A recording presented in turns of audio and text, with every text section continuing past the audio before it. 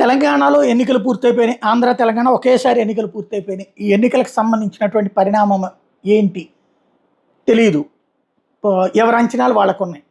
ఏదైతే 3-5 స్థానాలు కాంగ్రెస్కి వస్తాయని, 5-7 స్థానాలు కాంగ్రెస్కి వస్తాయని ఇట్లా రకరకాలైనటువంటి కాన్సెప్ట్.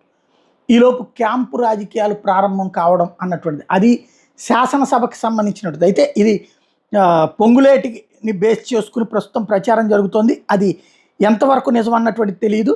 తాజాగా చూస్తుంటే మంత్రి శ్రీధర్బాబు సొంత ఊరు ధన్వాడలో ప్రత్యేకంగా డిప్యూటీ సీఎం బట్టి విక్రమార్క సమావేశమయ్యారని, మరొకవైపు ఖమ్మం ఎమ్మెల్యేలతో పొంగులేటి కేరళకి వెళ్ళారని, మరోవైపు మహారాష్ట్ర బోర్డర్లో ఉన్న శ్రీధర్బాబు సొంతూరులో బట్టి విక్రమార్క భేటీ అయ్యారంటూ ఓ ప్రచారం చేస్తున్నారు.